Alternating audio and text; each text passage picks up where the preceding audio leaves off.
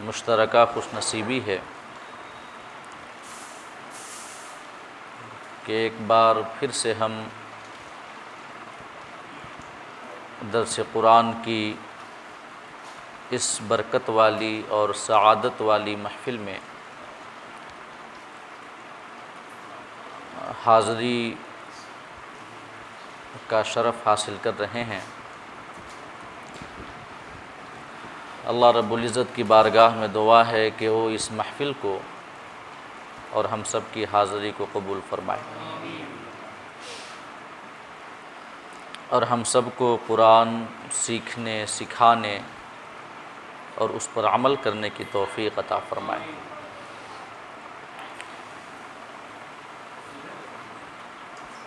سورہ بنی اسرائیل کی آیت نمبر 71 کے حوالے سے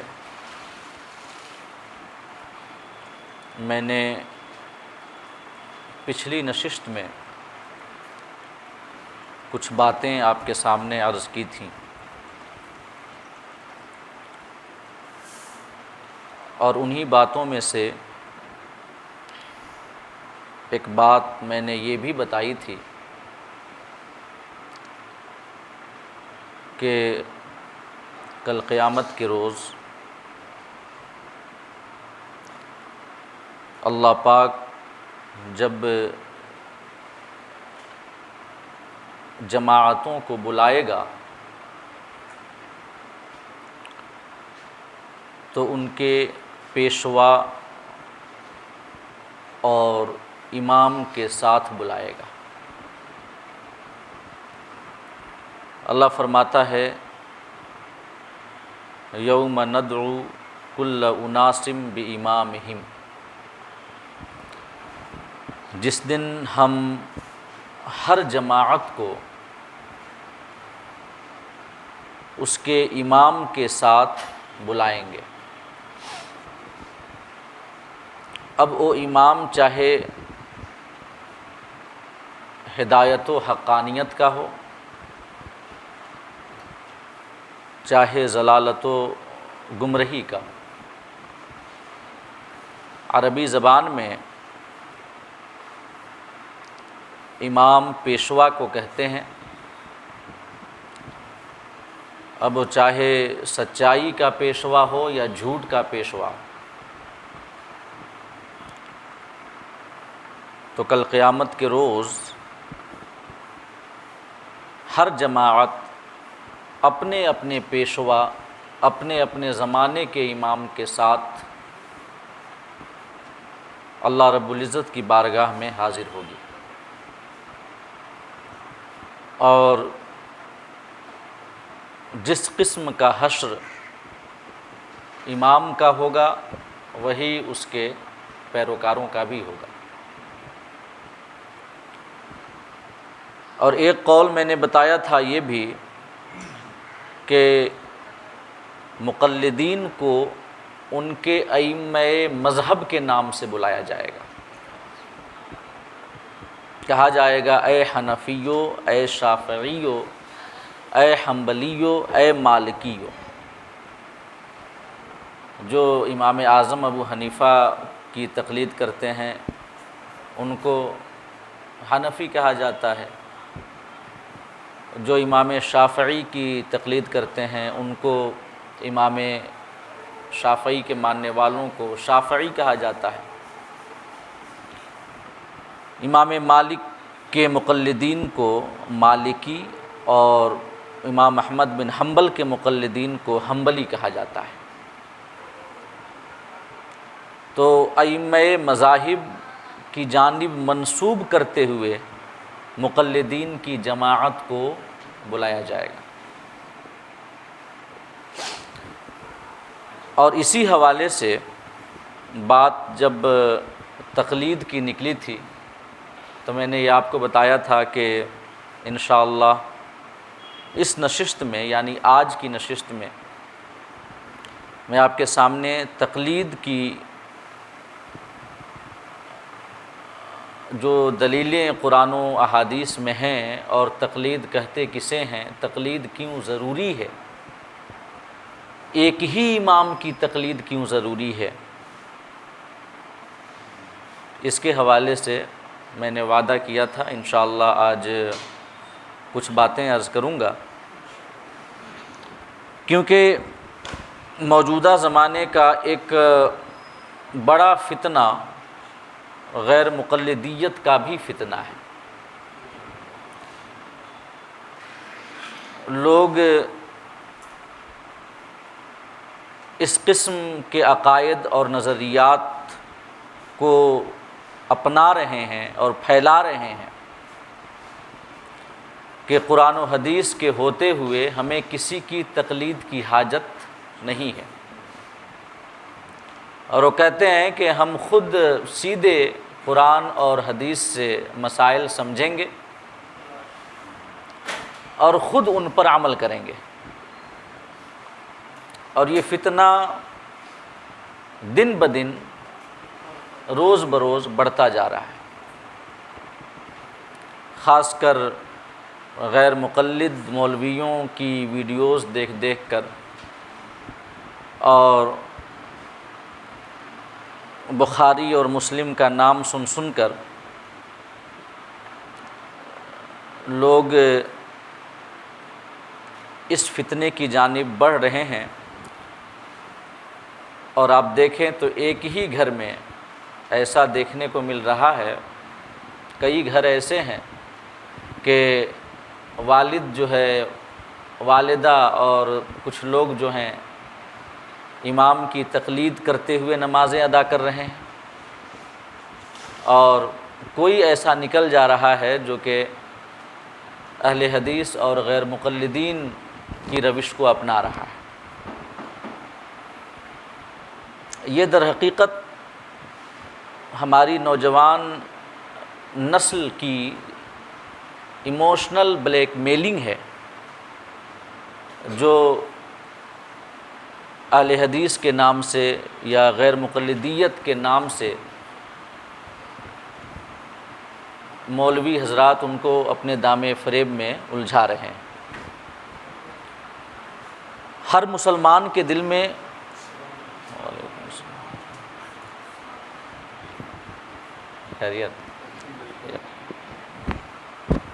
ہر مسلمان کے دل میں قرآن کی محبت ہے، احادیث کی محبت ہے۔ اگر وہ مومن ہے تو قرآن کی محبت تو ہوگی ہی اس کے دل میں، احادیث کی محبت تو ہوگی ہی اس کے دل میں، اور اسی محبت کا استعمال کر کے نوجوانوں کو غیر مقلدیت کی جانب ڈھکیلا جا رہا ہے۔ یہ عصر حاضر کا ایک بہت بڑا فتنہ ہے، جس سے اپنی نسل کو بچانا بہت ضروری ہے، کیونکہ یہ گمراہی کا راستہ ہے، ہدایت کا راستہ نہیں ہے۔ اور خاص کر کچھ ایسے کہ جن کی باتیں بڑی میٹھی اور دل کو لگتی ہوتی ہیں، چرب زبانی ان کے اندر ہوتی ہے، جن میں سے ایک پاکستان کا بڑا مشہور یہ مولوی ہے، حالانکہ وہ مولوی نہیں ہے، انجینئر ہے۔ تو اب انجینئر لوگوں کو انجینئرنگ کا کام کرنا چاہیے، ڈاکٹر لوگوں کو ڈاکٹری کا کام کرنا چاہیے، لیکن نہیں، یہ جو ایک عام مسلمانوں کے دل میں مذہبی طبقہ کی جو تعظیم اور جو محبت ہے، جو ادب ہے، اسی امید پہ دوسرے لوگ بھی بغیر سیکھے ہوئے، بغیر ادارہ میں پڑھے ہوئے، عربی زبان کی بنیادی باتیں نہیں پتہ، اور وہ مذہبی اسکالر بن رہے ہیں۔ تو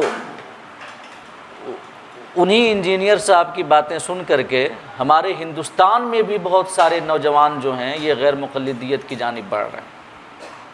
کئی سارے نوجوان جو کہ کل حنفی مذہب کے مطابق نمازیں ادا کرتے تھے، اب دیکھنے میں آ رہا ہے کہ وہ دونوں ٹانگوں کے بیچ بڑی کشادگی رکھ رہے ہیں، رفع یدین کر رہے ہیں، ہاتھوں کو سینے پر باندھ رہے ہیں۔ تو یہ ایک فتنہ ہے جس سے اپنی بھی حفاظت ضروری ہے، اور اپنی نوجوان نسل کی بھی حفاظت ضروری ہے۔ تو تقلید، اس سے پہلے کہ میں قرآن و حدیث کی روشنی میں تقلید کے حوالے سے کچھ باتیں آپ کے سامنے عرض کروں، سب سے پہلے یہ سمجھ لیں کہ تقلید کا مطلب کیا ہوتا ہے، اور کب تقلید کی جاتی ہے اور کب تقلید نہیں کی جاتی۔ اگر اس پہ غور کر لیا جائے تو تمام الجھنیں خود بخود سلجھ جاتی ہیں، تمام مسائل حل ہو جاتے ہیں۔ لغت کے اعتبار سے ڈکشنری کے مطابق تقلید کا معنی ہے گلے میں پٹا ڈالنا، اور شریعت کی اصطلاح میں تقلید یہ ہے کہ کسی امام یا کسی بڑے عالم کی بات کو بغیر دلائل کا مطالبہ کیے، بغیر قرآن و حدیث پہ نظر کیے، صرف اس کی بات اور اس کے فعل کو اپنے لیے سند سمجھتے ہوئے ماننا، یہ شریعت کی اصطلاح میں تقلید اسے کہا جاتا ہے۔ بغیر دلائل میں غور و فکر کیے، قرآن و حدیث کا مطالبہ کیے بغیر کسی بڑے عالم یا کسی بڑے امام کی بات یا اس کے کام کو مان لینا، یہ سمجھتے ہوئے کہ ان کی بات ہی ہمارے لیے دلیل ہے، ان کی بات ہی سند ہے، اسے شرعاً ہم تقلید کہتے ہیں۔ اسی تعریف سے یہ بات ثابت ہوتی ہے کہ انبیاء کرام کے جو امتی ہوتے ہیں وہ اپنے نبیوں کے مقلد نہیں ہوتے، جیسے ہم آقا کریم صلی اللہ تعالیٰ علیہ وسلم کے مقلد نہیں ہیں، بلکہ ان کے امتی ہیں۔ کیونکہ تقلید کہتے ہیں دلیل پر نظر کیے بغیر کسی کی بات یا کسی کے کام کو مان لینا، اور نبی کی ہر بات خود دلیل ہے، نبی کا ہر کام خود دلیل ہے، لہٰذا ہم اپنے نبی کے امتی ہیں، مقلد نہیں ہیں۔ اور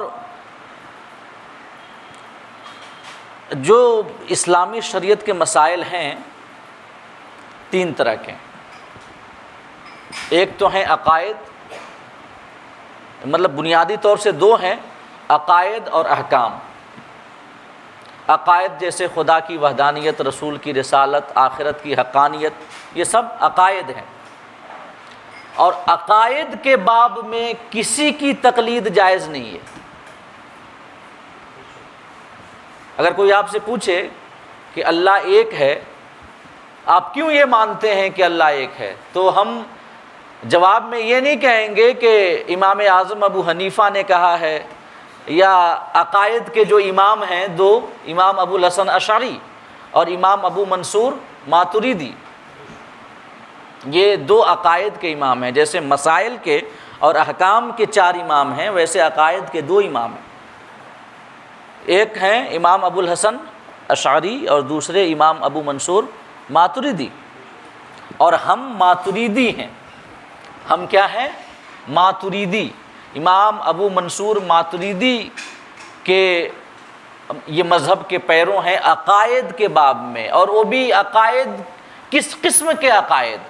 جو فروعیات عقائد ہیں ان عقائد میں، لیکن جو اصولیات ہیں عقائد میں، جیسے اللہ کا ایک ہونا، ہمارے آقا کا آخری نبی ہونا، حق اور قیامت کا حق ہونا، جنت و جہنم کا حق ہونا، آخرت میں میزان کا حق ہونا، پل صراط کا حق ہونا، یہ تمام جو عقائد ہیں، جو اصولیات سے ہیں، ان میں ہم کسی کی پیروی نہیں کرتے، بلکہ اگر کوئی پوچھے اگر کہ کیوں آپ اللہ کو ایک مانتے ہیں، تو ہم یہ نہیں کہیں گے کہ امام ابو منصور ماتریدی نے کہا ہے اس وجہ سے ایک مانتے ہیں، بلکہ ہم سیدھے دلیل کا تذکرہ کریں گے، کیونکہ اللہ پاک نے قرآن میں اپنی وحدانیت کو بیان کیا ہے، لہٰذا ہم اللہ کو ایک مانتے ہیں۔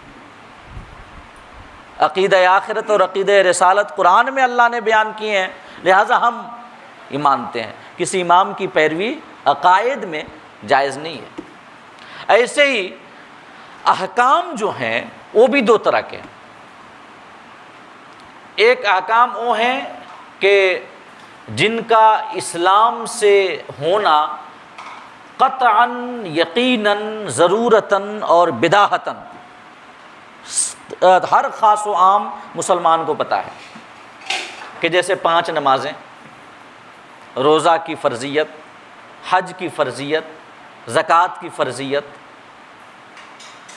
جھوٹ کا حرام ہونا، زنا کا حرام ہونا، چوری کا حرام ہونا، ماں باپ کی نافرمانی کا حرام ہونا، یہ جو مسائل ہیں ان میں بھی کسی امام کی تقلید جائز نہیں ہے، کیونکہ یہ مسائل بھی قرآن میں بالکل وضاحت کے ساتھ اللہ پاک نے بیان کر دی ہیں۔ لہٰذا اگر کوئی ہم سے پوچھے کہ آپ 5 نمازیں کیوں پڑھتے ہیں، تو ہم یہ نہیں کہیں گے کہ 5 نمازیں اس وجہ سے پڑھتے ہیں کہ ہمارے امام اعظم ابو حنیفہ نے کہا ہے، نہیں۔ اگر کوئی پوچھے کہ آپ روزہ کیوں رکھتے ہیں، حج زکوٰۃ ادا کیوں کرتے ہیں، آپ کیوں یہ مانتے ہیں کہ جھوٹ حرام ہے، زنا چوری حرام ہے، شراب حرام ہے، سود حرام ہے، ماں باپ کی نافرمانی حرام ہے، آخر کیوں آپ ایسا مانتے ہیں، تو ہم یہ نہیں کہیں گے کہ ہمارے امام اعظم نے کہا ہے، بلکہ ہم یہ کہیں گے کہ اللہ پاک نے قرآن مجید میں ان کا حرام ہونا بیان کیا ہے۔ اللہ پاک نے قرآن مجید میں نماز کی فرضیت اور زکوٰۃ، حج، جہاد اور روزہ کی فرضیت کو بیان کیا ہے، لہٰذا ہم ان کو فرض مانتے ہیں اور عمل کرتے ہیں۔ تو جو باتیں، جو مسائل قرآن سے، احادیث سے بالکل وضاحت کے ساتھ ثابت ہوں، ان میں بھی کسی کی تقلید جائز نہیں ہے۔ اب رہ گئے وہ مسائل جن مسائل کے بارے میں قرآن میں کوئی واضح حکم موجود نہیں ہے، احادیث میں کوئی واضح حکم موجود نہیں ہے، بہت سارے ایسے مسائل ہیں۔ تو اب ان کے بارے میں تمام اہل سنت والجماعت کا اس بات پر اتفاق ہے کہ چاروں ائمہ میں سے، آج کے زمانے میں چاروں ائمہ میں سے کسی نہ کسی ایک امام کی تقلید واجب ہے، جن کے بارے میں قرآن میں صراحت نہیں ہے، احادیث میں صراحت نہیں ہے، تو ان مسائل میں تقلید واجب ہے۔ تو یہیں سے یہ بات واضح ہو جاتی ہے کہ تقلید ان مسائل میں ہے جن مسائل کے بارے میں قرآن میں واضح حکم موجود نہ ہو۔ اب جب واضح حکم موجود نہیں ہے تو ہر آس و خام، ماں اور شمع سے یہ امید لگائے رکھنا کہ ہر شخص قرآن سے، احادیث سے مسائل کا استنباط کر لے گا، یہ امید انتہائی فضول امید ہے، اور اس قسم کی ذمہ داری عوام کے کاندھوں پہ ڈال دینا تکلیف مالا یطاق ہے،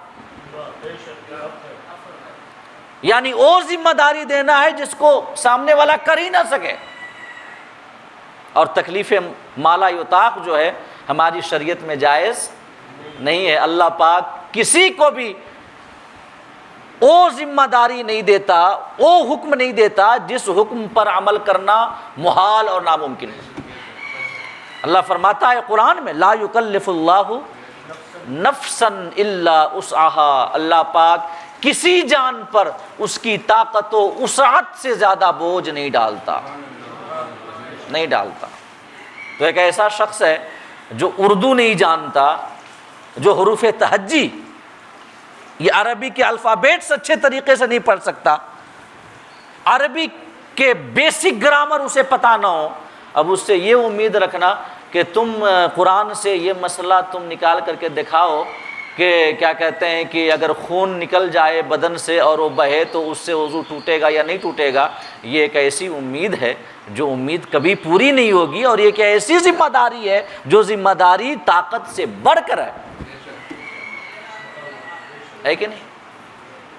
اور یہیں سے وہ دوسری بات بھی واضح ہو جاتی ہے کہ صحابہ کرام نے تقلید نہیں کی تو ہم کیوں کریں؟ تو یہ والا اعتراض صحابہ پر کیوں؟ صحابہ کے حوالے سے کیوں، سیدھے نبی کے حوالے سے یہ اعتراض کیا جائے کہ نبی نے تقلید نہیں کی تو ہم کیوں کریں؟ جو اس قسم کا سوال کرتے ہیں کہ صحابہ نے تقلید نہیں کی تو ہم کیوں نہ کریں، تو صحابہ پر ایک اسٹیپ نیچے آ کر کے کیوں سوال کیا جا رہا ہے؟ سوال کا اسٹینڈرڈ ذرا بڑھا دیجئے اور کہیے کہ جب نبی نے تقلید نہیں کی تو ہم کیوں کریں؟ تو کیا جواب دیں گے؟ کہیں گے کہ نبی کو تقلید کی کیا حاجت ہے، وہ تو شارع ہیں، ان کا ہر کہا خود دلیل ہے، جسے وہ جائز کہہ دیں وہ خود جائز ہے، جسے وہ ناجائز کہہ دیں وہ ناجائز ہے، ان کے سامنے کوئی کام کر لیا جائے وہ چپ رہ جائیں، کوئی نکیر نہ کریں، انکار نہ کریں، یہ بھی اس کے جواز کی دلیل ہے، تو لہٰذا وہ تقلید کیوں کریں گے؟ تو میں عرض کرنا چاہوں گا کہ یہی دلیل ہے اس بات کی کہ صحابہ نے تقلید کیوں نہیں کی، کیونکہ صحابہ کرام بھی جو ہیں آقا کریم صلی اللہ علیہ وسلم سے براہ راست فیض حاصل کر کے، علم حاصل کر کے، شریعت کی جانکاری حاصل کر کے وہ خود سراپا ہدایت ہیں، ان کو تقلید کی حاجت نہیں ہے۔ آقا کریم کی بڑی مشہور حدیث ہے نا کہ اصحابی کالنجوم فبأیہم اقتدیتم اہتدیتم، میرے تمام صحابہ ستاروں کی طرح ہیں، تم ان میں سے جن کی بھی اقتدا اور پیروی کرو گے کامیاب ہو جاؤ گے، راہ راست پہ آ جاؤ گے۔ آقا نے فرمایا علیکم بسنتی و سنت الخلفاء الراشدین، تمہارے اوپر لازم ہے کہ تم میری سنت کو بھی پکڑ کے رہو اور مضبوطی سے تھامے رہو، اور میرے خلفائے راشدین جو 4 خلفاء ہیں ان کی سنت کو بھی مضبوطی سے تھامے رہو۔ تو صحابہ بھی سراپا ہدایت ہیں، ان کے دامن کو بھی تھامنے سے ہم راہ راست پہ آ جائیں گے۔ ان کا کرنا بھی کسی چیز کی کہ جائز ہونے کی دلیل ہے۔ صحابی اگر کوئی کام کرے تو یہ بھی اس بات کی دلیل ہے کہ وہ چیز جائز ہے، کیونکہ صحابہ کے بارے میں ہمارے آقا نے جو ہمیں تعلیم دی ہے، اور اس تعلیم کی وجہ سے جو ہمارے دلوں میں صحابہ کی محبت ہے، اور اس محبت کی وجہ سے جو صحابہ کے ساتھ ہمارا حسن ظن ہے، وہ حسن ظن یہ کہتا ہے کہ اگر صحابی یہ کام کر رہے ہیں تو ضرور یہ کام جائز، اور نبی کریم صلی اللہ علیہ وسلم سے پوچھ کر یا نبی سے سن کر یا نبی کریم کی باتوں اور افعال میں سے کوئی دلیل پکڑ کر کے تبھی وہ یہ کام کر رہے ہوں گے۔ لہذا یہ صحابہ کرام جو ہیں وہ خود سراپا ہدایت ہیں، وہ خود اجتہاد کے درجے پہ فائز ہیں، لہٰذا ان کو تقلید کی کوئی حاجت نہیں ہے۔ وہ خود ان مسائل میں جن مسائل میں قرآن میں واضح حکم نہ ہو، یہ ان کا مسائل قرآن سے احادیث سے نکالنے اور استنباط کرنے کی پوری صلاحیت رکھتے ہیں۔ اس لیے کہ جیسے سمندر کے آس پاس جو زمین کے قطعات ہوں، کوئی بڑا سا دریا ہے، اس کے آس پاس جو زمین کے قطعات ہوں ان کو سینچائی کی کوئی حاجت نہیں ہے۔ کیوں حاجت نہیں ہے؟ کیونکہ دریا اور سمندر سے نمی خود بخود ان کو پہنچ رہی ہوتی ہے۔ ہاں، جو زمینیں دور ہیں ان زمینوں کو سینچائی کی حاجت ہوتی ہے، لہٰذا سینچائی کا انتظام بھی دور ہی کی زمینوں کے لیے کیا جاتا ہے۔ سمندر اور دریا کے آس پاس جو زمین کے قطعات ہیں ان کے لیے نہروں کا انتظام نہیں کیا جاتا، اور کئی قسم کی نہریں نکالی جاتی ہیں، کچھ اس علاقے کے لیے، کچھ اس علاقے کے لیے، تو ایک دریا سے کئی نہریں نکلتی ہیں اور وہ دور کی زمینوں کو وہ نہریں سیراب کرتی ہیں۔ یہی مثال ہے کہ ہمارے آقا کریم صلی اللہ تعالیٰ علیہ وسلم علم کے سمندر ہیں، اور صحابہ کرام ان زمینوں کی طرح ہیں جو اسی سمندر کے آس پاس آباد ہیں، لہٰذا ان کو نمی خود بخود پہنچ رہی ہے، ان کو کسی نہر سے سینچائی لینے کی حاجت نہیں ہے۔ اب ہاں، جو دور میں جو بسنے والی زمینیں ہیں جیسے ہم اور آپ ہیں، تو ہمارے لیے یہ اس عظیم دریا سے، اس عظیم سمندر سے جو علم کا سمندر ہے، کئی قسم کی نہریں جاری کی گئی ہیں۔ یہ شافعی نہر ہے، یہ حنبلی نہر ہے، یہ مالکی نہر ہے، یہ حنفی نہر ہے، لہٰذا ہم ان میں سے یہ پانی لے کر کے اپنے قلب کی کھیتی کو سیراب کرتے ہیں اور ہدایت کا راستہ حاصل کرتے ہیں۔ لہٰذا ہمیں تقلید کی حاجت ہے۔ تو یہ تقلید کے حوالے سے بنیادی باتیں تھیں، اگر ان کو اپنے ذہن میں بٹھا لیا جائے تو پھر مزید کسی دلیل کی حاجت ہی نہیں۔ اب میں قرآن سے اور احادیث سے کچھ آیات اور کچھ حدیثیں آپ کے سامنے پڑھتا ہوں اور مختصراً ان کی تشریح آپ کے سامنے بیان کرتا ہوں کہ اللہ رب العزت نے قرآن کی آیات میں یہ حکم دیا ہے کہ اگر تم کسی چیز کے بارے میں نہیں جانتے، اگر تمہیں پتہ نہ ہو، تو پھر اس کے لیے ضروری ہے کہ اس علم کے اماموں کی بارگاہ میں جا کر کے زانو تلمذ طے کرو اور انہی سے علم سیکھو اور اسی کے مطابق عمل کرو۔ کیونکہ اگر خود سے ہم قرآن پڑھ کر کے اور اپنی رائے، اپنی سمجھ کے مطابق اگر ہم یہ عقیدہ رکھنے لگیں، مسائل نکالنے لگیں، عمل کرنے لگیں، تو پھر نتیجہ وہی ہوگا کہ یضل بہ کثیرا ویہدی بہ کثیرا۔ اسی قرآن سے بہت لوگ گمراہ بھی ہوتے ہیں اور بہت لوگ ہدایت بھی پاتے ہیں۔ جو خود اپنی سمجھدانی پہ اور اپنے دماغ پہ بھروسہ کر کے اس قرآن کو سیکھنے کی وادی میں قدم رکھتے ہیں تو گمراہی ایسے شخص کا مقدر ہوتی ہے۔ اور یہ تعجب بالائے تعجب ہے اس بات پہ کہ دنیاوی معاملات میں ہر فن کے سیکھنے والے اس فن کے اماموں کی تقلید کرتے ہیں یا نہیں کرتے ہیں؟ ہر سبجیکٹ کے جو ماہرین ہیں انہی کی باتوں سے سیکھتے ہیں لوگ، علم حاصل کرتے ہیں، ہے کہ نہیں؟ لیکن دین کہ جس کا علم تمام دنیاوی علوم سے زیادہ جٹیل ہے، دین کا سیکھنا انتہائی مشکل ہے، انتہائی مشکل۔ کچھ لوگ قرآن مجید کی وہ جو آیت کریمہ ہے نا کہ وَلَقَدْ يَسَّرْنَا الْقُرْآنَ لِلذِّكْرِ فَهَلْ مِن مُدَّكِرٍ، کہ جس کی تفسیر علماء نے کی ہے کہ ہم نے قرآن کو یاد کرنے کے لیے آسان کر دیا ہے کوئی یاد کرنے والا؟ اور یہ ہے ایک تفسیر یہ بیان کی گئی ہے کہ ہم نے قرآن کو عمل کرنے کے لیے آسان کر دیا ہے کوئی عمل کرنے والا؟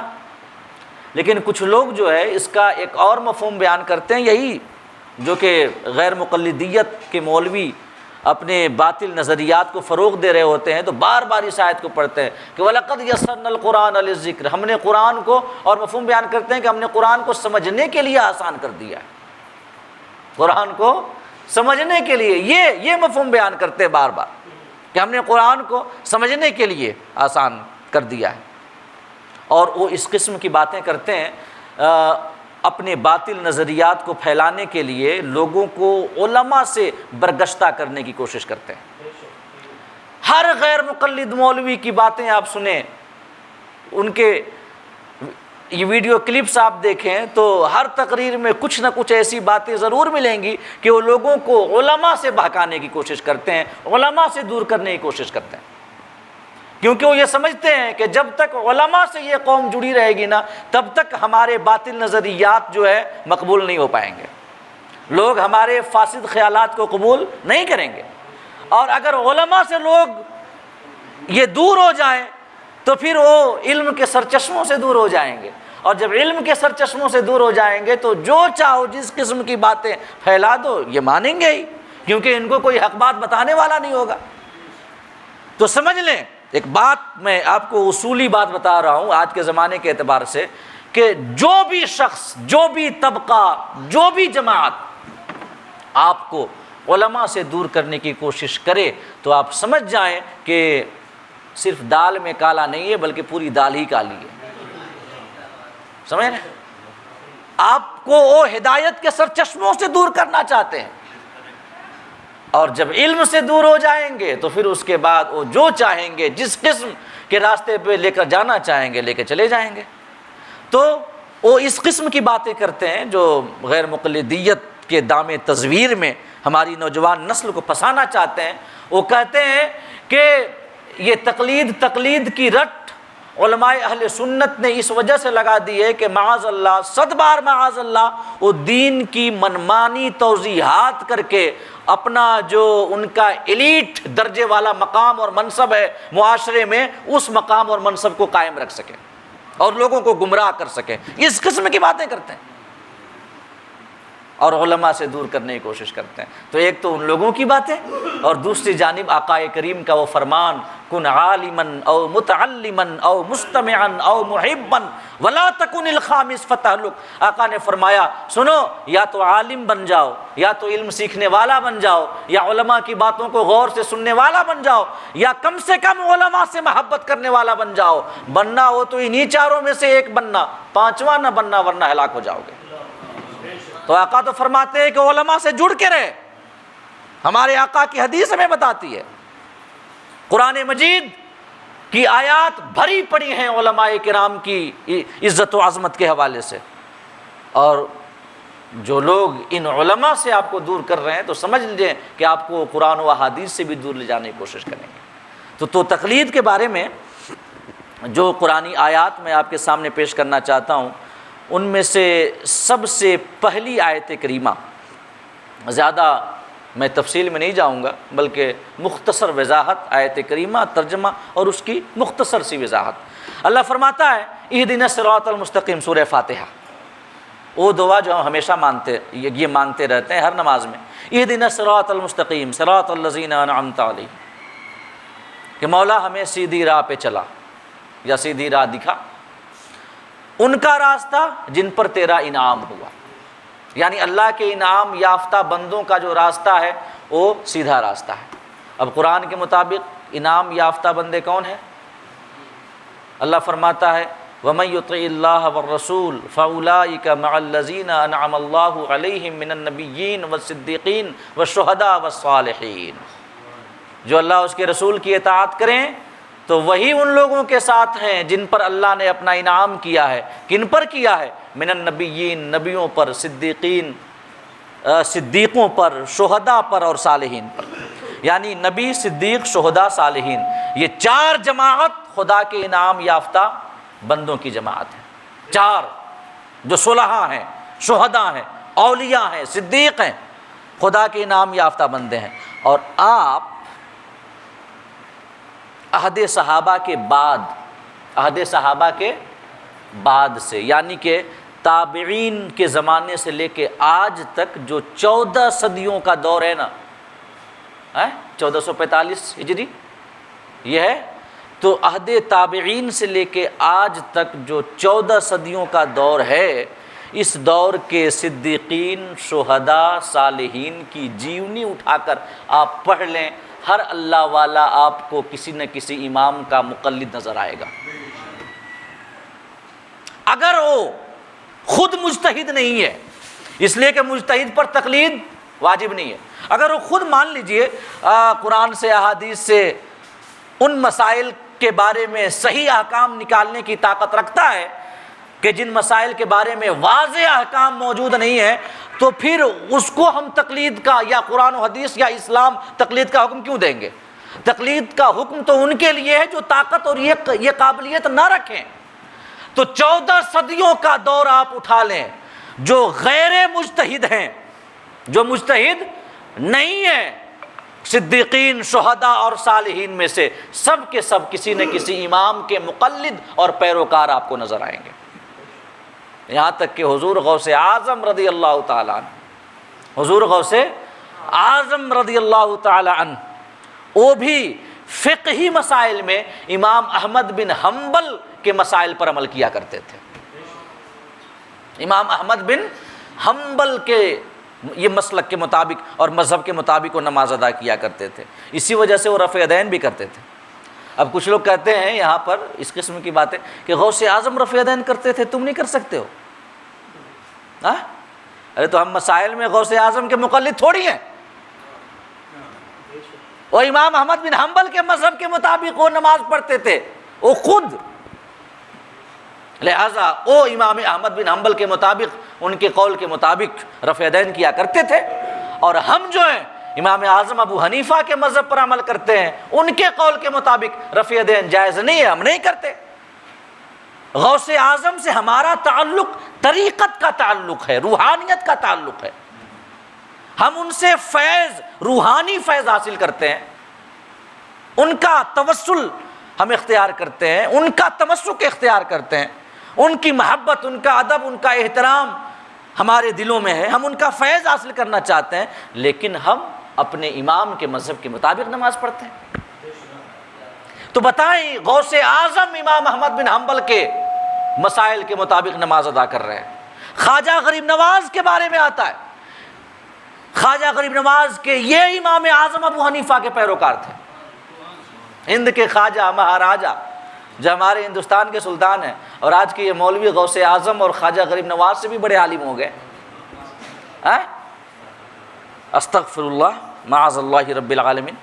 تو آپ جو ہے یہ قرآن میں اللہ فرماتا ہے کہ میرے انعام یافتہ بندوں کی راہ پہ چلو، دعا مانگو اس توفیق کی کہ مولا ہمیں سیدھی راہ پہ چلا، انعام یافتہ بندوں کی راہ پہ چلا، اور انعام یافتہ بندوں کی جو راہ ہے وہ تقلید کی راہ ہے، وہ غیر مقلدیت کی راہ نہیں ہے، وہ امام سے جڑ کر رہنے اور ان کی پیروی کرنے کی راہ ہے۔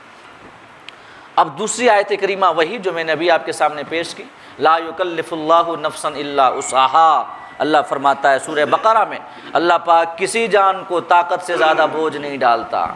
اور ایک دیہاتی آدمی، اور دیہاتی چھوڑیے نا، شہری آدمی خوب پڑھا لکھا انجینئر ڈاکٹر، اگر یہ اس کو پتہ نہیں ہے، عربی گرامر پتہ نہیں ہے، قرآن کی میننگ پتہ نہیں ہے، احادیث پتہ نہیں ہے، اب اس کے بارے میں ہم یہ کیا کہتے ہیں کہ امید رکھیں یا اس پر یہ بوجھ ڈال دیں کہ تم مسائل نکالو، تو یہ ظاہر سی بات ہے کہ ایک ایسا بوجھ ڈالنا ہے جو اس کی طاقت سے زیادہ ہے، اور قرآن کے مطابق یہ جائز نہیں ہے۔ اللہ فرماتا ہے لا یکلف اللہ نفسا الا وسعها، اللہ طاقت سے زیادہ بوجھ نہیں ڈالتا۔ اور یہ جو ہر ماں اور شما ایرے غیرے نتھو خیرے کو کہتے ہیں کہ خود قرآن پڑھو، خود حدیث پڑھو، تو یہ ان کی طاقت سے زیادہ بوجھ ڈالنا ہے کہ نہیں؟ اور جب طاقت سے زیادہ بوجھ ڈالنا ہے تو یہ قرآن کی روح سے غلط ہے کہ نہیں؟ ہے کہ نہیں؟ اور جب قرآن کی روح سے غلط ہے، لہٰذا غیر مقلدیت کا فتنہ یہ قرآن و حدیث سے بالکل الگ راہ پر ہمیں لے کر جانا چاہتا ہے۔ تیسری آیت کریمہ دیکھیں، یہ سورت نمبر 4 ہے کہ اطیعوا اللہ و اطیعوا الرسول و اولی الامر منکم، اللہ کا حکم مانو، رسول کا حکم مانو، اور خود میں سے، تم میں سے، اللہ فرماتا ہے جو امر والے ہیں یعنی حکم والے ہیں ان کا حکم مانو۔ اللہ کا حکم، رسول کا حکم، اور امر والوں یعنی حکم والوں کا حکم۔ اللہ کا حکم قرآن کی شکل میں ہمارے پاس موجود ہے، رسول کے احکام ہمارے پاس احادیث کی شکل میں موجود ہیں۔ اب یہ امر والے کون ہیں؟ اور امر کا معنی حکم ہوتا ہے۔ امر والے اور حکم والے کون ہیں؟ اصح ترین مذہب یہی ہے کہ امر والے علماء اور ائمہ کی جماعت ہے۔ اللہ پاک نے جو حکم دیا کہ امر والوں کا حکم مانو، تو امر والوں سے مراد، حکم والوں سے مراد یہی ائمہ دین ہے، کوئی اور نہیں ہے۔ اب کچھ لوگ کہتے ہیں کہ اس سے مراد یہ سلطان اسلام ہے، کیا ہے؟ بادشاہ ہے، جو خلیفہ ہوتا ہے وہ امیر المومنین، وہ اس سے مراد ہے کہ امیر المومنین کا حکم مانو۔ تب شریعت کا ایک قاعدہ بھی سن لیجئے، شریعت کا قاعدہ ہے کہ لا طاعت لمخلوق فی معصیت الخالق، اللہ کی نافرمانی میں کسی مخلوق کی فرما برداری جائز، کوئی چاہے کتنا بھی بڑا ہو، یہاں تک کہ ماں باپ بھی اگر ہمیں حکم دیں کہ ایسا کام کرنے کا جو کہ اللہ کی نافرمانی یا رسول کی نافرمانی کی جانب لے کر جائے، تو اسلام کہتا ہے کہ مت مانو، ٹھیک ہے؟ تو خالق یعنی خدا کی نافرمانی میں کسی مخلوق کی فرما برداری جائز نہیں ہے۔ اب اگر مان بھی لیا جائے کہ اس آیت کریمہ میں وَأُولِي الْأَمْرِ مِنْكُمْ یعنی کہ حکم والوں کا کہاں مانو، اس سے مراد بادشاہان اسلام ہے، سلاطین اسلام ہیں، خلفاء ہیں، تو اب ظاہر ہے ان سلاطین اور خلفاء کی باتیں بھی وہی مانی جائیں گی جو شرع کے مطابق ہوں، اسلام کے مطابق ہوں۔ اگر اسلام کے خلاف ہیں تو وہ باتیں نہیں مانی جائیں گی، ہے کہ نہیں ہے؟ اب اسلام کے تحت اسلام کے قانون کے مطابق جو بادشاہ اسلامی کا حکم ہوگا وہی مانا جائے گا۔ تو اب اس بادشاہ کو بتائے گا کون کہ یہ اسلام کے مطابق ہے اور یہ اسلام کے مطابق نہیں ہے؟ کون بتائے گا؟ خلیفہ کو بتائے گا کون؟ سلطان اسلام کو بتائے گا کون؟ علماء ہی تو بتائیں گے، ائمہ ہی تو بتائیں گے۔ تو ایک بات اپنے ذہنوں میں بٹھا لیجئے گا، اصل حکومت، اصل سلطنت بادشاہ اسلام کی نہیں بلکہ ان علماء اسلام اور ائمہ اسلام کی ہوتی ہے۔ بادشاہ کا کام یہ ہے کہ اس کے پاس طاقت ہے تو وہ ان کے احکام کو نافذ کرے،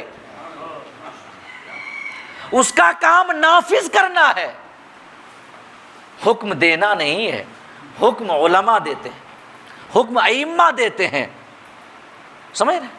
تو ثابت ہوا کہ اولی الامر سے جو مراد ہیں وہ اصل میں علماء اور ائمہ ہی ہیں، اور علماء سے مراد وہ جو ائمہ مذاہب ہیں، جو مجتہدین ہیں وہ مراد ہیں۔ اس لیے کہ جو آج کل کے جو علماء ہیں ان کے ہم مقلد نہیں ہیں، ان کے ہم مقلد نہیں ہیں۔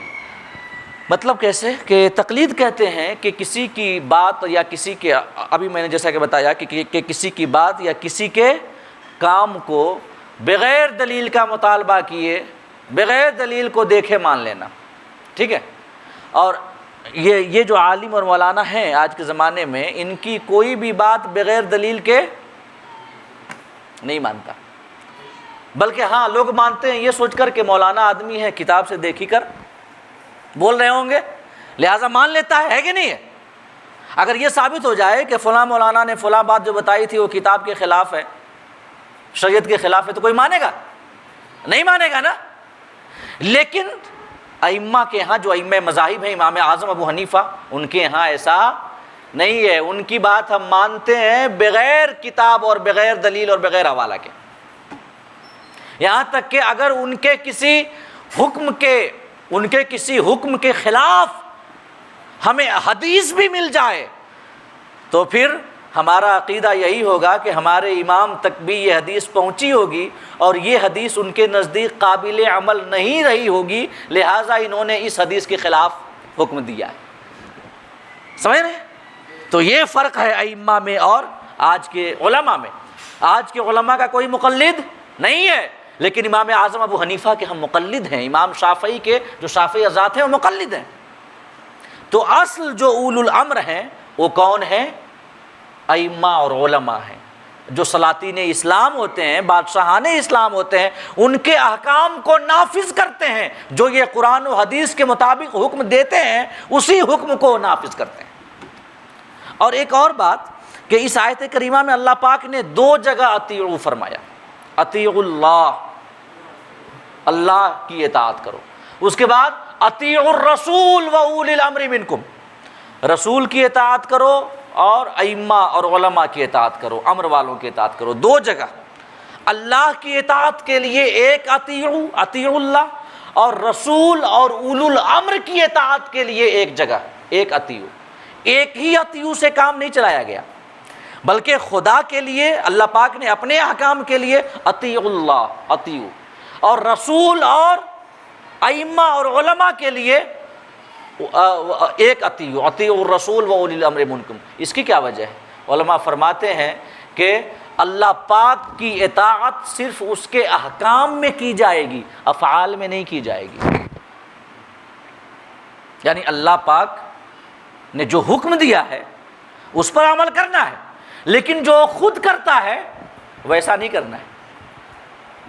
کیسے یہ فرق ہے؟ وہ کیسے کہ اللہ پاک کبھی کبھی کفار کو بظاہر فتح بھی عطا فرماتا ہے، اللہ پاک کفار کو روزی بھی دیتا ہے کہ نہیں ہے؟ تو اب ہمارے لیے یہ سند جواز نہیں بن جائے گا کہ ہم بھی کفار کو نوازتے رہیں اور ان کے ساتھ محبت کا برتاؤ کریں، ان کی مدد کریں اسلام کے مقابلے میں، مسلمانوں کے مقابلے میں، نہیں، یہ ہمارے لیے جائز۔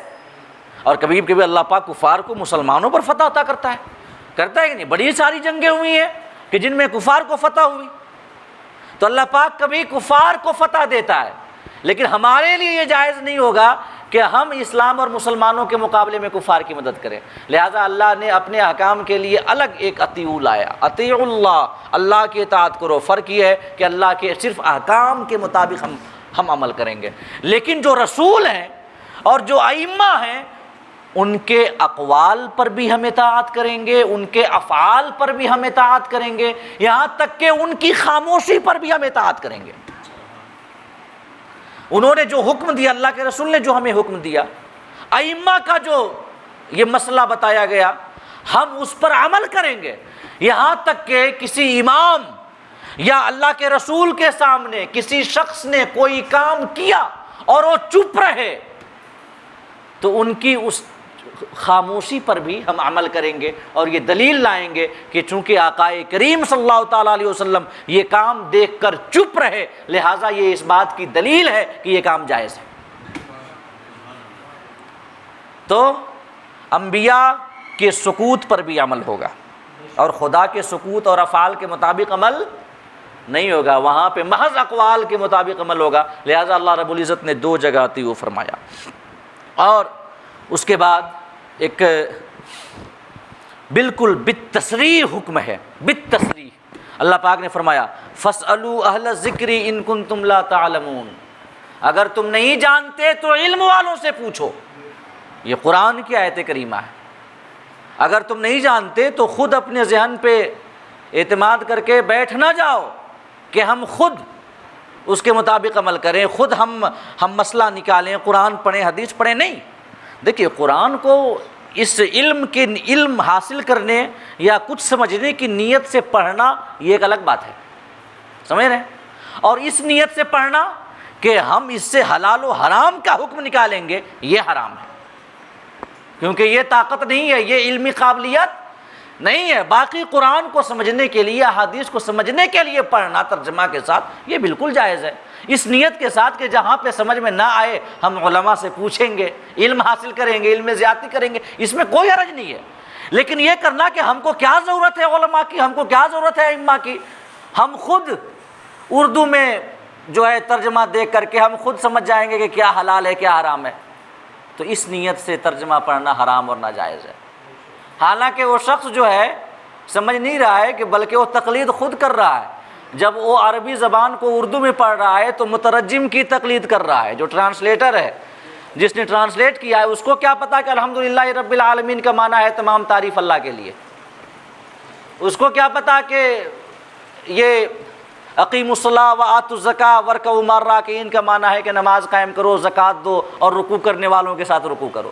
وہ جو مترجم ہے، مترجم جو ہے جس نے ترجمہ کر دیا ہے، جو ترجمہ کر دیا یہ اس کو مان رہا ہے، اور ماننے سے پہلے دلیل بھی نہیں ڈھونڈ رہا ہے، سمجھ رہے ہیں؟ وہ کوئی لسان المیزان یا جو مفردات القرآن جو کہ عربی کی ڈکشنریز ہیں بڑی بڑی، ان کی جانب وہ رجوع نہیں کر رہا ہے، پہلے ریفرنس دیکھ کے نہیں وہ مان رہا ہے کہ ورکعوا کا معنی ہوتا ہے رکوع کرنا، یا اقیموا کا معنی ہوتا ہے کہ یہ قائم کرنا، نہیں، بغیر ڈکشنری دیکھے وہ مترجم کے ترجمے کو مان لے رہا ہے، اسی کو تو تقلید کہتے ہیں، کہ بغیر دلیل دیکھے ہوئے کسی کی بات کو مان لینا، دلیل پر نظر کیے بنا کسی کی بات مان لینا، یہی تقلید ہے۔ اور دلیل تو دیکھا نہیں، اس نے ڈکشنری پڑھی نہیں، دیکھا نہیں، اب وہ سیدھے مان لے رہا، یہ خود تقلید ہے۔ بخاری اور مسلم کی تقلید کر رہا ہے، کیونکہ امام بخاری نے کہہ دیا یہ حدیث صحیح ہے تو صحیح ہے۔ اب کیا اس نے اس کے طرق کی جانچ کر لی ہے، راویان کی جانچ کر لی ہے کہ جو روایت کرنے والے ہیں وہ کیسے ہیں، عادل ہیں کہ نہیں، حافظ ہیں کہ نہیں، ان کا حافظہ کیسا تھا، ان پر کوئی تہمت تو نہیں تھی یا کوئی اور بات تو نہیں تھی کہ جن کی وجہ سے کسی حدیث پر ضعف کا حکم لگتا ہے، حسن ہونے کا حکم لگتا ہے، صحیح ہونے کا حکم لگتا ہے۔ اس نے خود تو اصول حدیث نہیں پڑھا، راویان کی تحقیق نہیں کی، اسماء رجال کی کتابیں اس نے نہیں دیکھی، اور مان لیجئے خود اگر وہ اصول حدیث پڑھے گا تو محدثین کی تقلید کرے گا جنہوں نے اصول حدیث بنائے ہیں، اسماء رجال کی کتابیں پڑھے گا تو ان مورخین کی تقلید کرے گا جنہوں نے ان راویوں کے بارے میں لکھا ہے۔ کہاں کہاں بھاگیں گے، تقلید سے تو کہیں فرصت نہیں ہے کہ نہیں ہے؟ تو یہ انتہائی فالتو اور بکواس بات ہے کہ ہم کسی کی تقلید نہیں کرتے، کسی کی تقلید نہیں کرتے۔ یہ پیدا ہونے سے لے کر کے مرنے تک انسان ہمیشہ تقلید ہی کرتا رہتا ہے کہ نہیں؟ جب بچہ رہتا ہے تو ماں باپ کی تقلید کرتا ہے، دیکھتا ہے کیسے ہیں تو وہ ایسا ہی بنتا ہے. پھر کچھ بڑا ہوتا ہے تو معاشرے کے بچوں کی تقلید کرتا ہے، اسکول جانے لگتا ہے اساتذہ کی تقلید کرتا ہے. پھر بڑا ہوتا ہے، اس کی ذہن ذرا اور وسیع ہوتی ہے تو وہ ملک اور حالات اور دنیا کے حالات کو دیکھتا ہے تو اسی کے مطابق اپنے آپ کو ڈھالنے کی کوشش کرتا ہے. تو تقلید تو قدم قدم پر ہے، بس دیکھنا یہ ہے کہ وہ تقلید صحیح بات میں کر رہا ہے کہ غلط بات میں. اگر صحیح بات میں تقلید ہے تو قدم قدم پہ کرے، جائز ہے، اور اگر غلط بات میں کرے تو زندگی میں ایک بار بھی کرے تو ناجائز ہے. سمجھ رہے ہیں کہ نہیں سمجھ رہے؟ تقلید سے فرصت کہیں نہیں ہے. فَاسْأَلُوا أَهْلَ الذِّكْرِ إِن كُنتُمْ لَا تَعْلَمُونَ، علم والوں سے پوچھو اگر تم نہیں جانتے ہو تو. خود مت جاؤ سیکھنے کے لیے، اور خود مت جاؤ مطلب سیکھنے کے لیے جا سکتے ہو علم حاصل کرنے کے لیے، لیکن بغیر سیکھے ہوئے یہ مت سمجھو کہ ہم حلال و حرام کا حکم نکال کر کے اور پھر اسی پر عمل بھی کر لیں گے. یہ وتیرہ اور یہ طریقہ گمراہی کے گڈھے میں لے جا کر گرا دے گا. اس کے بعد اللہ فرماتا ہے وَاتَّبِعْ سَبِيلَ مَنْ أَنَابَ إِلَيَّ، اللہ فرماتا ہے کہ اس کی پیروی کرو جس نے میری جانب رجوع کیا. قرآن میں ہے وَاتَّبِعْ سبیل من اناب الیہ، اس کی پیروی کرو جس نے میری جانب رجوع کیا. اب بتائیے امام اعظم ابو حنیفہ سے بڑھ کر اللہ کی جانب رجوع کرنے والا کون ہے؟ امام شافعی، امام احمد بن حنبل، امام مالک، بڑے بڑے ائمہ جنہوں نے اپنی پوری زندگی قرآن و حدیث کی خدمت میں گزار دی، ان سے بڑھ کر رب کی جانب رجوع کرنے والا کون ہے؟ اور اللہ فرماتا ہے کہ جو میری جانب رجوع لائے اس کی پیروی کرو. امام اعظم نے خدا کی جانب رجوع کیا، ہم ان کی پیروی کرتے ہیں، بات ختم. اور اس کے بعد اور ایک اور آیت کریمہ دیکھ لیں، وَإِذَا قِيلَ لَهُمْ آمِنُوا، تیسرے پیج یعنی کہ سورہ بقرہ کا دوسرا پیج ہے. وَإِذَا قِيلَ لَهُمْ آمِنُوا كَمَا آمَنَ النَّاسُ قَالُوا أَنُؤْمِنُ كَمَا آمَنَ السُّفَهَاءُ. جہاں پہ منافقین کا اللہ پاک نے بیان کیا ہے نا، تو اللہ پاک فرماتا ہے کہ جب منافقوں سے کہا جاتا ہے کہ تم ایمان لاؤ، تم کیسا ایمان، کیسا ایمان؟ اللہ فرماتا ہے کما آمن الناس، جیسے لوگ ایمان لائے، جیسے لوگ ایمان لائے. اور لوگ سے مراد کون ہیں؟ صحابہ کرام، صحابہ کرام. تو یہاں بھی ایمان کے بارے میں بھی تو ہے کہ ایمان بھی وہی معتبر ہے جو صحابہ کی طرح ہو، جو صحابہ کی طرح ہو. ایمان کی ڈیفینیشنز اور ایمان کی وضاحتیں اگر اپنی جانب سے کر لیں، عقائد اپنی جانب سے گڑھ لیں تو ایسا ایمان معتبر نہیں ہے، بلکہ ایمان وہی معتبر ہے جو صحابہ کے ایمان کی طرح ہو، عقیدہ وہی معتبر ہے جو صحابہ کے عقیدہ کی طرح ہو.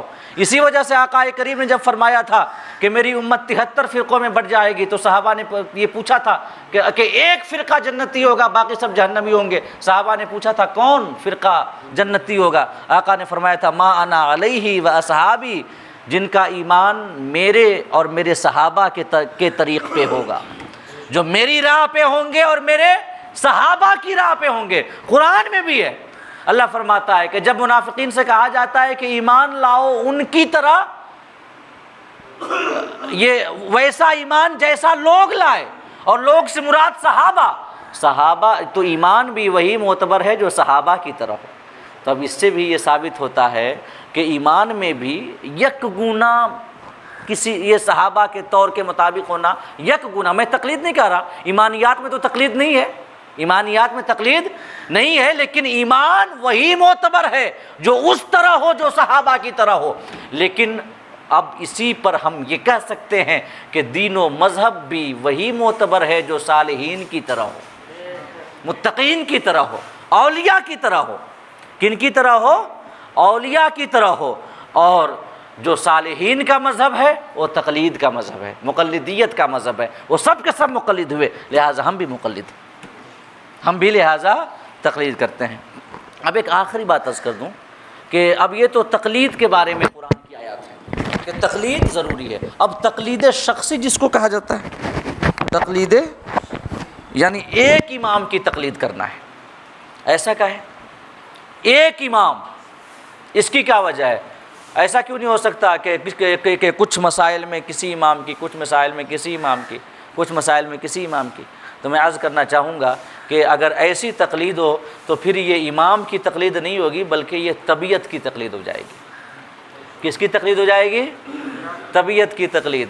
صحابہ، ہمارے فقہا، اللہ پاک ان پہ بے شمار رحمتیں نازل فرمائے، جنہوں نے دین کے مسائل کو بالکل منقح کر دیا ہے، صاف ستھرا، ہر قسم کی کجی سے پاک، اور ایسا بنا دیا ہے کہ اگر باطل آگے سے آنا چاہے تو بھی نہیں آ سکتا، پیچھے سے آنا چاہے تو بھی نہیں آ سکتا، دائیں بائیں کہیں سے گھسنا چاہے۔ صحابہ نے فی بروج مشیدہ، اتنے مضبوط قلعے میں، دلائل کے مضبوط قلعے میں اسلامی احکام اور مسائل کو محفوظ کر دیا ہے کہ کہیں سے غلط سوچ، غلط مسئلہ، غلط حکم یا باطل داخل ہی نہیں ہو سکتا۔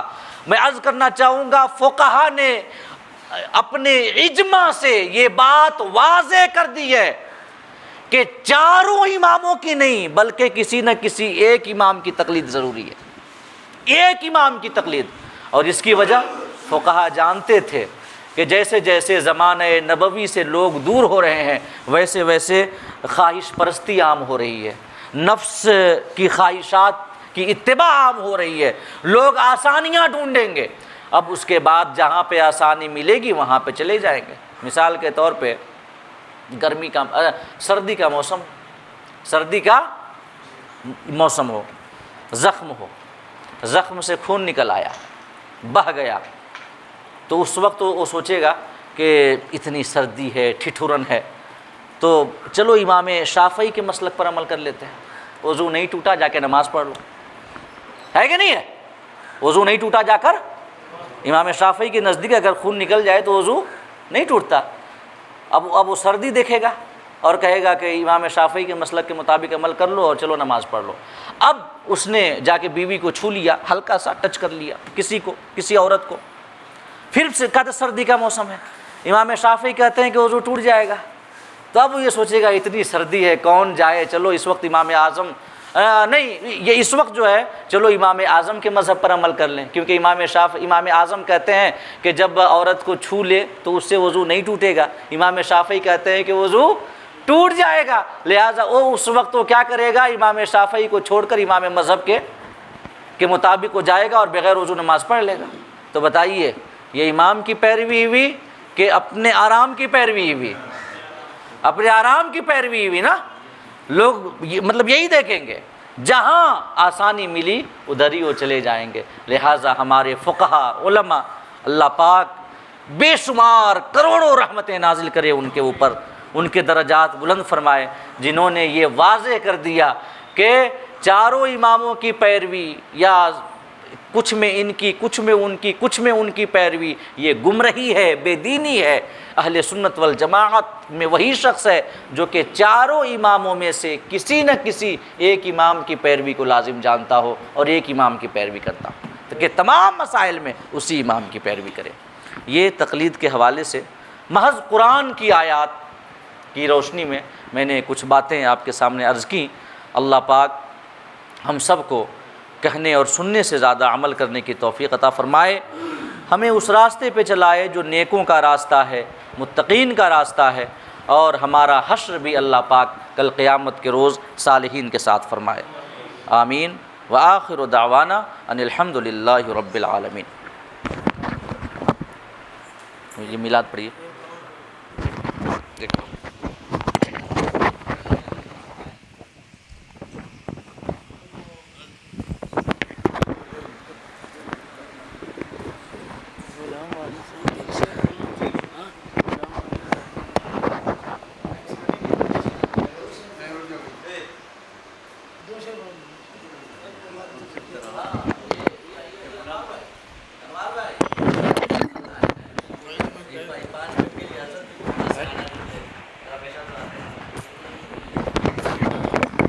میں حضرت کی بارگاہ میں ملتوی ہوں کہ وہ آئے اپنے مخصوص انداز میں